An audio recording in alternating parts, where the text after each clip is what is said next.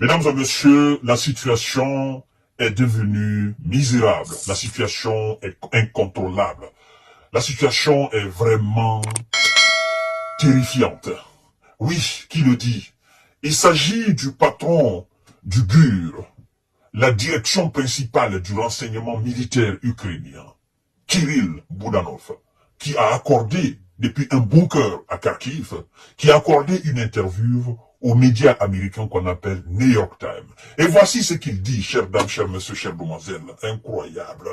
L'offensive russe à Kharkiv n'est qu'un prélude. Oui, la Russie s'apprête à lancer une nouvelle offensive, une nouvelle offensive d'ampleur démesurée.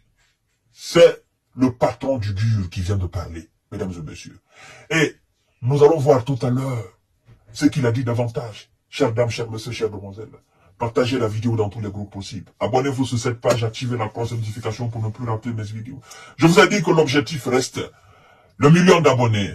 Mesdames et messieurs, oui, partagez la vidéo sur vos différents profils, sur vos différentes pages, pour que le monde soit informé en temps réel.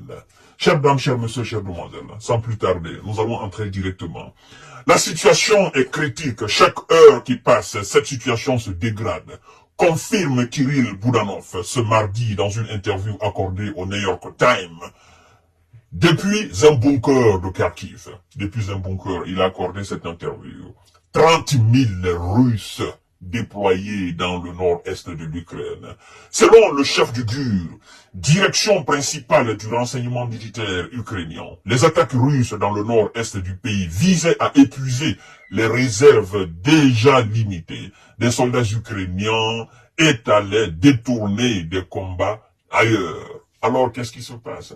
Monsieur Kirill Budanov, l'attaque, n'est-ce pas, à Kharkiv, selon lui, visait à épuiser la réserve ukrainienne, réserve déjà limitée avant même, n'est-ce pas, l'avènement de cette offensive majeure. Et qu'est-ce que le patron, n'est-ce pas, du renseignement militaire ukrainien dit? De plus, mesdames et messieurs, écoutez très bien, installez-vous confortablement.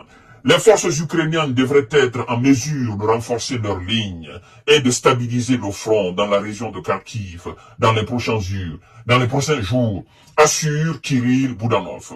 Il dit, je cite, « Nous n'avons personne d'autre en réserve. »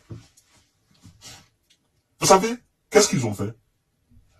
Ils ont pris les militaires qui étaient au niveau des différentes lignes de front.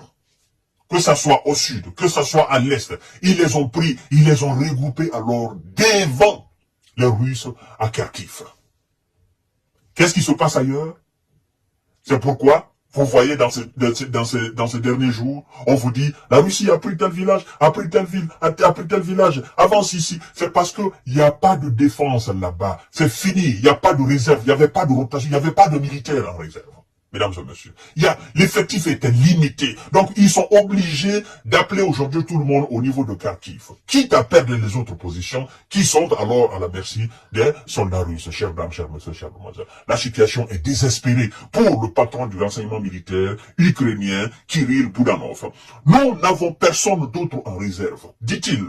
L'armée de Kiev tente désormais de transférer des troupes d'autres zones de la ligne de front pour renforcer les défenses dans le nord-est au risque d'affaiblir les forces par ailleurs. Vous voyez, l'armée ukrainienne, l'armée de Kiev tente maintenant de mobiliser les soldats des autres lignes, des autres villes et villages pour venir contrer l'avancée russe à Kharkiv, pour venir arrêter les 30 000 hommes. Mais ce qu'ils oublient, c'est que pendant que les 30 000 sont là, de l'autre côté, au niveau des autres lignes de front, la Russie attaque là-bas aussi. Ils sont désespérés. C'est-à-dire, le fait d'élargir les lignes de front, cette stratégie monstrueuse russe est en train aujourd'hui de payer sur le terrain. Et les Ukrainiens, l'état-major est désespéré, est désemparé, ne sait plus quoi faire. Même les généraux sur les plateaux de télévision ici sont en train de parler de l'effondrement, n'est-ce pas, de l'Ukraine. D'ailleurs, il y a une source diplomatique française qui a fait une déclaration dans ce sens, et je viendrai pour vous parler de cela. Mesdames et messieurs, partagez la vidéo dans tous les groupes possibles. L'armée de Kiev tente désormais de transférer les troupes d'autres zones de la ligne de front pour renforcer ses défenses dans le nord-est, au risque d'affaiblir les forces par ailleurs. Malheureusement, nous n'avons personne d'autre en réserve. Regrette-t-il dans des propos rapportés par le média ukrainien Zerkalo Nedeli. Chers dames, chers messieurs, chers demoiselles. Il s'attend maintenant à ce que les attaques russes dans la région de Kharkiv se poursuivent pendant encore 3 à 4 jours. Mais pour Kirill Boudanov, cette offensive n'est qu'un prélude. Pour lui, cette offensive n'est qu'un prélude. Les troupes de Poutine devraient lancer une puissante offensive en direction de Soumy, prédit-il. Chers dames, chers messieurs, chers demoiselles. Aussi proche de la frontière russe que Kharkiv, environ 30 km, la ville de 260 000 habitants en 2021 est située à 300 km à l'est de Kiev. Oh là là, ça me fait de la peine, mesdames et messieurs. Ça me fait de la peine. Ça vous fait aussi de la peine. Mais puisque vous avez suggéré la voie diplomatique, ils n'ont pas compris. Ils devraient de toutes les façons s'attendre à tout ce qu'ils sont en train de traverser aujourd'hui. N'est-ce pas? C'est ce qu'on se dirait, n'est-ce pas? Et d'ailleurs, c'est ce qui est dit partout. Partout, les hommes sains. Quand je dis hommes, c'est avec grand H. Et donc, pour le patron de la direction du renseignement militaire ukrainien, Kirill Boudanov, ce que les Ukrainiens sont en train d'assister aujourd'hui, ce n'est qu'une partie infime de l'offensive russe qu'ils vont voir dans les jours à venir, vers Soumy. Et donc, c'est une manière pour la Russie de disperser les forces ukrainiennes. Parce que le fait d'attaquer dans toutes les directions, aujourd'hui, ça donne toutes les difficultés du monde entier à l'armée ukrainienne. C'est pourquoi je vous ai dit, même si vous envoyez le général ou le maréchal ou le stratège le plus efficace de l'armée américaine ou de l'armée française ou de l'armée allemande, il ne pourra pas diriger cette armée ukrainienne. Parce qu'en réalité, c'est une armée qui travaille dans le désordre. C'est une armée qui est sous-équipée. C'est une armée qui n'a pas d'effectifs. C'est une armée qui manque d'orientation. Qu'est-ce qu'il faut faire? Qu'est-ce qu'il faut faire? Monsieur Valéry Zalouzny vous a dit, Monsieur Volodymyr Zelensky, Valéry Zalouzny, le général, l'ex-patron de l'armée ukrainienne, vous a dit, vous, Monsieur Zelensky, il vous a dit que l'Ukraine et la Russie ne jouent pas dans la même catégorie. Ça lui a valu, ça, n'est-ce pas, son poste. L'Ukraine et la Russie ne jouent pas dans la même catégorie. Il vous a dit. Il vous a dit qu'en Russie, il y a plus de 160 millions d'habitants. Et que chez vous, ce n'est peut-être que 45 à 50 millions d'habitants. Il vous a parlé de l'effectif de l'armée russe. Il a fait une comparaison avec l'effectif de l'armée ukrainienne. Il a dit que l'Ukraine ne pèse pas face à la Russie dans la balance. Et il vous a parlé aussi des qualités de l'équipement militaire, des moyens colossaux, de l'argent de l'économie russe, aujourd'hui mise à la disposition de la défense russe, pour la réussite de cette opération militaire. C'était dans les ondes de ce média américain qu'on appelle The Economist. Et ça vous a fait du mal.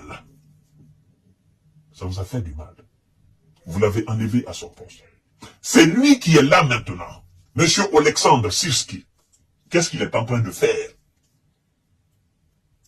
Il va suivre la voie de Valéry Zalouzny.